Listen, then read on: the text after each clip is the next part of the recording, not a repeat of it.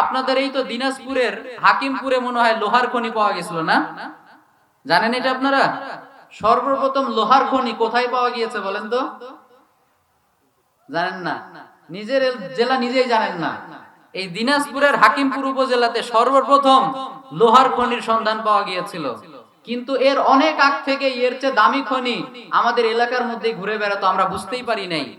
একটা মহিলার পেট, এটা তেলের খনি, স্বর্ণের খনি, গ্যাসের খনির চাইতে অনেক দামি খনি। কারণ একটা মা যদি নিজেকে ভালো রাখতে পারে, একটা সেই রকম ডেডিকেটেড মাদার হতে পারে, সন্তানকে মানুষ করার একটা দৃঢ় ইচ্ছা শক্তি রাখতে পারে, তাহলে এক একটা মহিলা এক একটা যুগ শ্রেষ্ঠ মুফাসসির জন্ম দিতে পারে, ঠিক কি না? আর মেয়েরা যদি নাটক সিনেমা নিয়ে ব্যস্ত থাকে, স্টার জলসা, জি বাংলা, এগুলো নিয়ে সারাদিন মত্ত হয়ে থাকে, ওদের পেট থেকেই বেরোবে এরশাদ শিকদারের মতো কুখ্যাত সন্ত্রাসী, ঠিক কি না? এরা হবে দেশের শত্রু, দশের শত্রু, যারা 31st নাইটে মেয়েদের ওড়না ধরে টান দেবে, যারা এক একটা সাইন দিয়ে দেশের কোটি কোটি টাকা বিদেশে পাচার করবে, ঠিক কি না? এজন্য মেয়েদেরকে আমাদের শিখাতে হবে।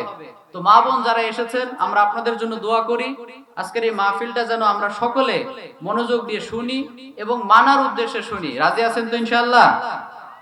উদ্দেশ্য হবে একটা, মানবো। উদ্দেশ্য থাকবে কি? আপনি অনেক শুনলেন কিন্তু মানলেন না, কোনো লাভ আছে? কথা বলেন, লাভ আছে? স্টিফেন আর কভে তিনি বলেছেন, most people do not listen with the intent to understand, most people listen with the intent to reply. বেশিরভাগ মানুষই আলোচনা মানার জন্য শোনে না, বোঝার জন্য শোনে না। তারা আলোচনা মনোযোগ দিয়ে শোনে কেন? যাতে করে আলোচনাটা শুনে সেখান থেকে ভুল ধরে একটা জবাব দেওয়া যায়, ঠিক কিনা বলেন? এই যে আজকে আপনারা যারা এসেছেন, সবাই তো আমাকে আই লাভ ইউ বলতে আসেন নাই। কিছু কিছু আছে যে হুজুর আজকে কই ভুল করে, এইটাকে কাটছাট করে গতকালকে মিডিয়ায় আপলোড করে একবারে ভাইরাল করে দিবে, এরকম আছে না নাই? তো এই উদ্দেশ্য থাকলে আপনার লস। এই যে এত মূল্যবান সময় এই শীতের মধ্যে এই যে এখানে বসে আছেন, চাইলে তো রুমে আপনি ভালো একটা ম্যাট্রেসের উপর শুয়ে থাকতে পারতেন, গদির উপর শুয়ে থাকতে পারতেন। এত কষ্ট করে এই যে আপনি এখানে বসে আছেন, এই মাহফিলটা তখনই সার্থক হবে যখন আমরা এই নিয়ত করব যে আজকে যেই কথাগুলো শুনবো প্রত্যেকটা আমলের নিয়তে শুনবো, ইনশাআল্লাহ। পড়েন। তাহলে আমরা কথা আর দীর্ঘায়িত করতে চাচ্ছি না। এ পর্যায়ে আমরা সরাসরি মহাবিশ্বের মহাবিশ্বয় মহাগ্রন্থ আল কোরআনুল কারীম থেকে কথা শুনবো, ইনশাআল্লাহ। পড়েন।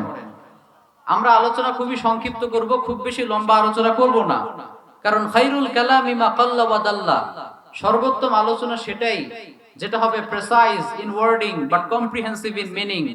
যে আলোচনায় কথা হবে কম কিন্তু এর আবেদন হবে অনেক বেশি, যে আলোচনায় শব্দ থাকবে কম কিন্তু এর impact in the heart of the listeners অনেক বেশি হবে। আবার দীর্ঘক্ষণ আলোচনা করা এটা কিন্তু কিয়ামতের আলামত, এটা আপনারা জানেন। কিয়ামত যে কত ঘনিয়ে এসেছে এই হাদিসটা শুনলে বুঝবেন।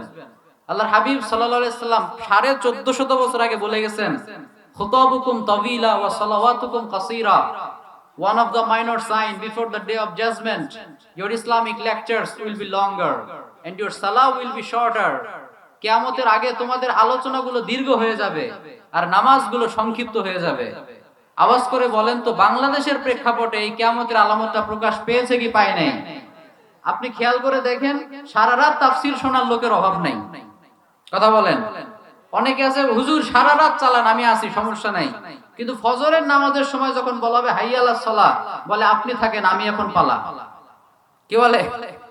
আপনি থাকেন, চাচা আপন প্রাণ বাঁচা। সারা রাত বসে তাফসীর শুনতে রাজি, ফজরের নামাজ পড়তে রাজি না। 2 ঘন্টা 2.5 ঘন্টা ওয়াজ শুনবে, কোনো সমস্যা নাই। নামাজ 5 মিনিটের জায়গায় 7 মিনিট পড়লেই কিয়ামত শুরু হয়ে যাবে। ইমাম সাহেব এত দেরি কেন? সবার কথা খেয়াল রাখবেন তো, এরকম আছে না? তো এরকম যেন না হয়, আমরা সংক্ষিপ্ত আলোচনা করব এবং সেটার আলোকে মানার চেষ্টা করব, ইনশাআল্লাহ। পড়েন। আজকে আমরা যে সূরা থেকে কথা শুনবো